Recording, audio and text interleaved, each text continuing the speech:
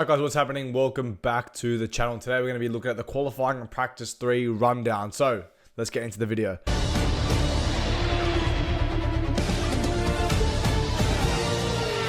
Yo, thank you, Daniel.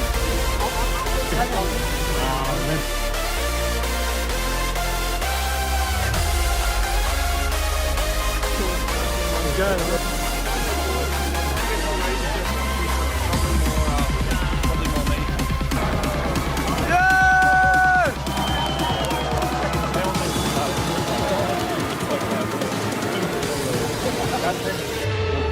you,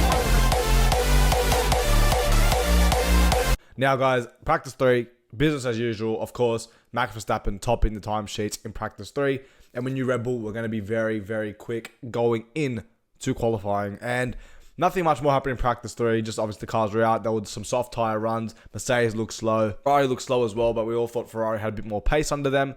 We were wrong, okay? We were wrong. Max Verstappen is on pole with a 1 minute 28.197. His teammate with a 1 minute 28.263 in P2, Sergio Perez. And of course, Lando Norris sneaking into P3 with a 128.489.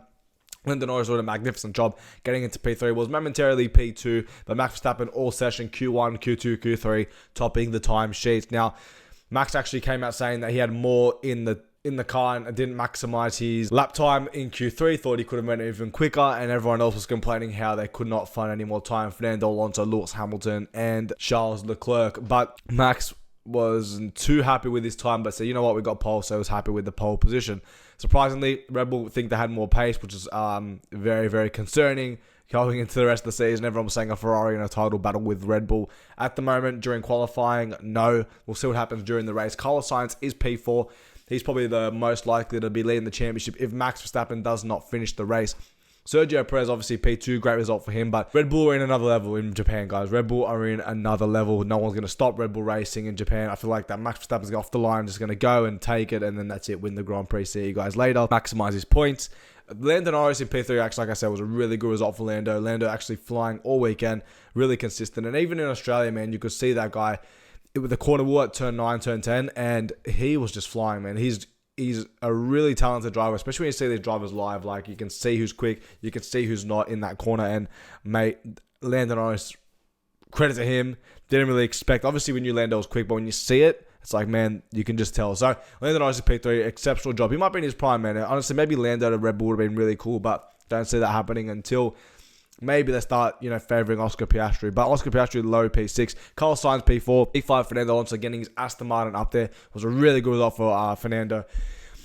Aston, I don't know. Aston are hit and miss. Like, Lance Stroll got out in Q1 and he was in P16. And, like, I don't know. Lance Stroll seems to struggle sometimes. But Fernando always maximizes the car. I'd love to see him in Red Bull fighting Max Verstappen for a championship, because what can Fernando do if he was in a car that really suited him and could fight for wins and could fight for podiums and championships? And, even though he is older, can he be still competing with the best up top? I think so. Maybe, he deserves another championship in my eyes too. So Oscar Piastri, P6. Lewis Hamilton, P7. P8, Charles Leclerc. P9, George Russell. And 10th, Yuki Tsunoda getting into Q3. Beating Daniel Ricciardo, just beating him. But great result for Yuki to get into the top 10 at his home Grand Prix. He was very happy with that result as well, and so with the crowd. George Russell actually getting beaten by Lewis Hamilton. 7th and 9th for Mercedes. They are literally nowhere, everybody. They are nowhere.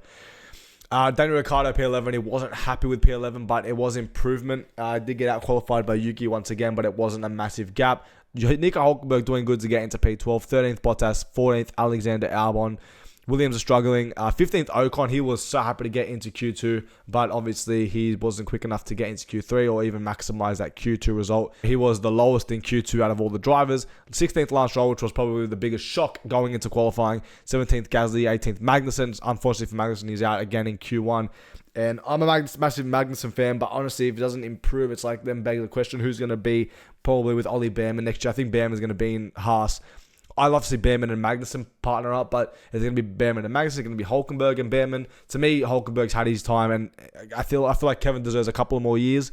And then, if he's not improving or, impressing the audience, I guess, maybe it's time to move on. I don't know. But anyway, Behrman, Magnussen would love to see it. 19th Logan side, and Zhou was last out of everybody. And Zhou struggling, saying, I could not find any more pace. Some of the news going into the race today on Sunday. Max Verstappen actually came out saying it was strange if Red Bull signed a 42-year-old Fernando Alonso, which was pretty interesting to see. But, you know, I'd love to see Fernando join Red Bull, as we discussed before. Alonso came out to say he took an uncomfortable amount of risk going into qualifying to secure that P5, and he wasn't comfortable or qualifying. And Charles Leclerc was very confused about his lack of qualifying pace. Now, obviously, we have Max Verstappen P1, Sergio Perez P2. What am I predicting for the Japanese Grand Prix? I think Max Verstappen's going to take off the line, absolutely dominate the Grand Prix. See you guys later.